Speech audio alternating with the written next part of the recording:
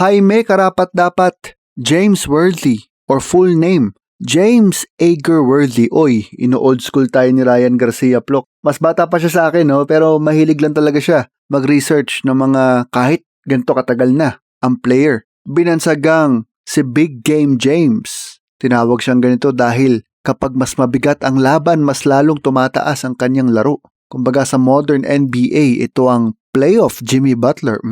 Kalmado under pressure, clutch sa crucial moments, at sobrang reliable kapag playoff basketball.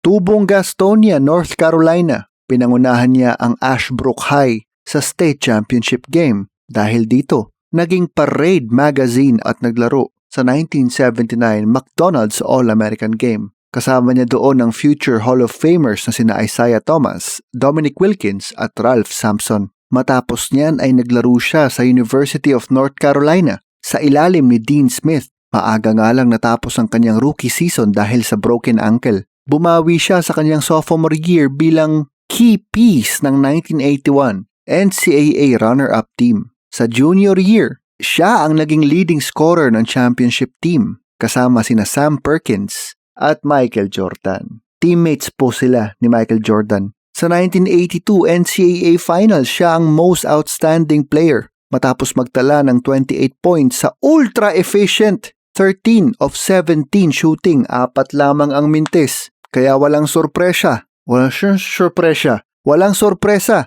Siya ang naging first overall pick ng 1982 NBA draft. Isang pick na napunta sa Lakers via trade. The rich truly got richer. Ika nga, sa team na meron lang ang Magic at Kareem, magkakaroon pa ng Jaime karapat-dapat, James Worthy. Perfect fit siya sa Showtime Lakers dahil sa bilis, athleticism at kanyang abilidad na umiskor gamit ang parehong kamay o sa Ingles, ambidextrous.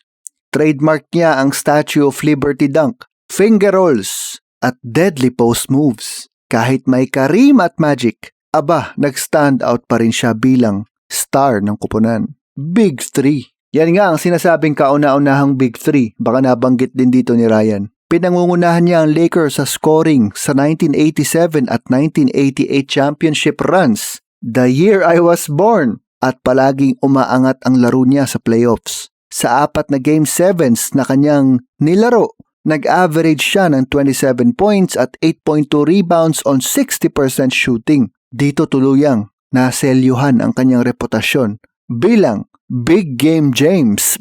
Yap na lang ang kulang. Big Game James Yap.